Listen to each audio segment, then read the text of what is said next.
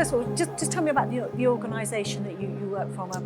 Give me a bit of background to them. Yep, so I work for NCC Group. We are one of the largest pure play cyber companies in the world. We've got a footprint across Europe, Asia Pacific, North America, and our headquarters are in Manchester. We've got a number of offices through the UK. We do everything from kind of pen testing. We were traditionally an escrow company where we kind of store software code, if you like. Then became a very, very well-renowned pen testing company where we do kind of testing of software. And we've got other areas in terms of general consultancy, incident response, which is the area I work in, and where we supported Microlise on the incident in October last year.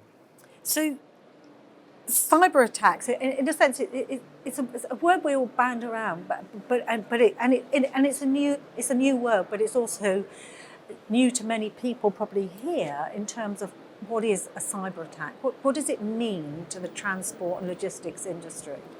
Well, and I guess if you look at just how many moving parts there are around how we move things around the country, it's a major issue, and we rely on our digital footprint now to do a lot of that, and from even the Microlise software, which is used to monitor and move kind of trucks around, through even electronic charging of buses, and now lorries are moving in that direction. Everything we do as an individual, from our mobile telephones to just getting our emails, telling people where to be and when to get there. So if you have a cyber attack of any kind of nature, there could be an impact on you doing your work, doing your day job. People moving, a loaf of bread from Tesco to the supermarket could be affected. We really very much now rely on technology, and a cyber attack of a kind of ransomware or a kind of encryption serious scale has a massive impact on how we live our daily lives. So, in terms of prevention, how do you work with people to actually sort of get them to implement systems that will it's not even so much about systems. So systems are a key part. So we need to understand. Well, first and foremost, you need to understand what you've got. So if you can't defend a piece of technology you don't know exists. And we often see companies who just don't understand their assets. So we need to encourage those organisations to have the ability to understand what is within their environment, what is their digital makeup, their architecture. And you can do that using, whether it's a kind of endpoint detection solution, whether it's kind of Microsoft Defender, but it's important that you do the sufficient scanning to understand what is actually connected to your network, and then you deploy sufficient tooling to support that. So you've got things like endpoint detection tools like CrowdStrike of the world, Microsoft, who do various offerings. And there's lots of companies, and we work with a number of them. We're quite tool agnostic, so we don't really just specifically work with one company. We work with a number of organizations, really to support our customers.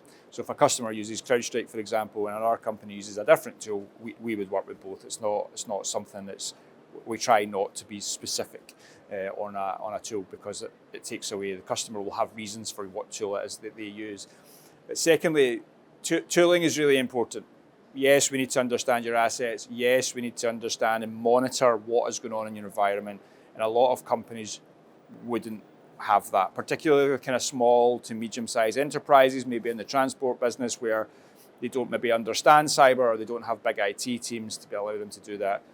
But equally, alongside tooling, we need general awareness. People need to understand the risk of cyber.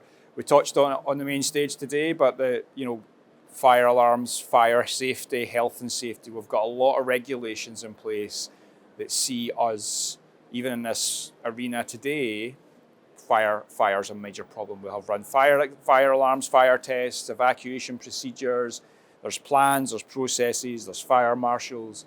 Cyber is as impactful, if not more, than a fire. And a fire might affect one building, but a cyber attack could affect an entire business. And if it's a global business or has a big footprint, it's not going to just affect the one part. It's going to have a mass impact on a wider area. So actually the awareness and making people aware of the risk. Cyber should be at the top of your risk register in any company, and making people aware. And not just execs or the IT team, everyone needs to understand the impact. Everyone needs to understand that their actions could result in a nefarious act by a threat actor. And that's really difficult. And it's not about putting fear into people to say, oh, I can't open any email. It's about just providing some awareness, because there's a requirement for those tools that we touched on to help you prevent some of that. You can't be expected to purely rely on humans, because we will make mistakes. There's accidents all the time, and it will ultimately result in an incident happening. It's about the preventative measures you've got behind that. Defense in depth is really important. So not just one tool, multiple tools, but it's very specific to what you do and what your environment is, and what your makeup of your organization would be. Sometimes it's hard for people to grasp things, but if you actually give somebody a case study or something that has happened, so you've got that sort of human story. Can you share something with us today? A story where you've what has happened and how you've dealt with it. Yeah, I guess cyber attacks are probably underestimated in terms of what you would go through at the other side of that. So, in my day job, we work with customers who have been subjected to serious ransomware attacks. And if I go, I'm going to touch on the Microlize incident particularly.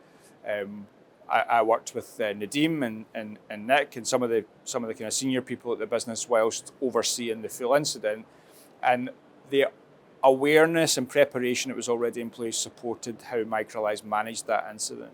Not all incidents are the same, they're all different. We obviously want to understand the root cause, how it happened, but equally, it's about how you respond that's really important. I've worked on a number of incidents where people react differently. It just depends on the organisation, what the type of attack is, and it's vitally important that there is some awareness. You get the right help, you seek support, whether that's through a kind of incident response partner, whether that's through cyber insurance. I think if you can be prepared as you can for that, that will support how you respond to that, because it will be an exceptionally painful time. You'll see people working 16, 17, 18-hour days. You then need to consider things like welfare, so you need the support, things like communication strategies. If you try and do that internally without seeking any support, you become tired, you might become lax, you end up saying things that maybe you shouldn't really say in that situation. So seeking help and guidance from partners is vitally important. And equally, sharing information, I think transparency is vital. And if you look at some of the major attacks in the UK over the last kind of 5 years, like the Scottish Environment Protection Agency, the British Library, even the CrowdStrike incident, transparency was key throughout all of that. Arnold Clark's another one that springs to mind around just the information that was shared and how they managed it. They were very clear with customers and the public.